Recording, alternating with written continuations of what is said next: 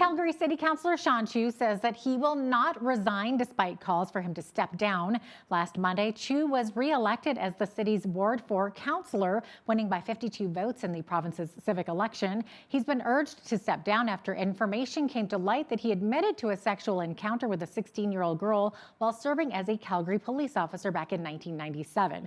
Prior to Chu's Thursday press conference, the only media he spoke to was Western Standard. I caught up with Western Standard editor Dave Naylor earlier this week to chat about it. Dave, what can you tell us about the situation concerning him? This one's interesting. What happened was in 1997, he was a serving police officer. Very complicated story, but he ends up going home with what was then a 16-year-old girl, where he said he admits there was kissing and hugging and consensual foreplay before the girl said, "That's enough, I want to go home." He drove her home. She then filed a complaint of sexual assault against Chu. That led to 7 years, believe it or not, 7 years of investigations, court appearances, things being overturned, files being sealed. The bottom line out of all those 7 years of investigations was that Chu got a letter of reprimand that went on his file for when he was dressed in uniform when he first met this girl, and he caressed her leg at the establishment. So that was the only thing he got into trouble for. The woman has alleged a police cover-up. The police chief came out yesterday and said he'd reviewed the files and was satisfied it was a completely thorough and unbiased investigation, with Crown prosecutors in Edmonton being brought in, and they decided no charges were to be laid.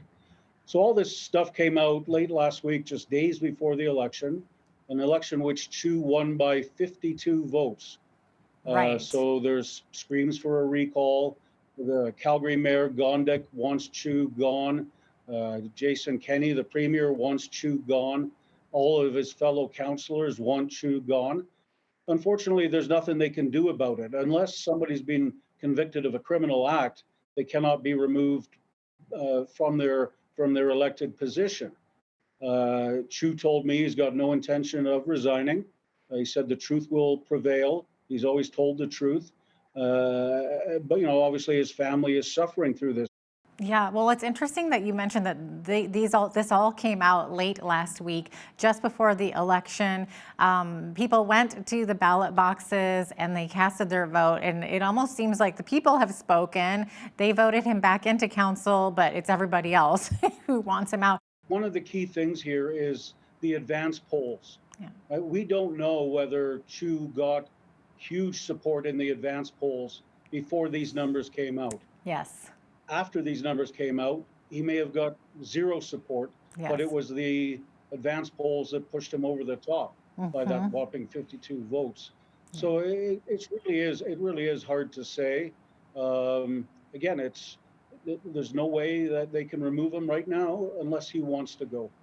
Yeah, exactly. Should be interesting to see what happens for sure. So let's talk a little bit about the referendums that were on the ballots. We actually won't have official results until next week, but are you hearing anything about the results of these two questions? Well, the Western Standard have projected it will pass with a 60% plus majority vote. Unfortunately, the city of Edmonton decided not to release their referendum results. Spoil sports. So they're not going to be officially released until October 26th. But all the ballots that have been revealed show that it will pass fairly easy. In Calgary, it was 58%, if I remember. Some other smaller cities, it was up as high as 69%. So, when you've got Edmonton, who may support it by a bit of a lesser margin, but then you've got the rural areas who will no doubt be largely in support of removing equalization. So it will pass comfortably. It will pass in the mid 60s. So, Dave, now what about the Alberta senators in this last election? In this province, we elect our senators and submit the results, but the feds will still make their choice. So what's your take on what will happen from the results of this election? Well, it looks like the three Conservative candidates are going to make up make up the slate. Their support is well ahead of everybody else's. So they will submit their names to Ottawa. Wait to hear if Justin Trudeau is going to appoint them. Keep it right here. We'll have more after the break.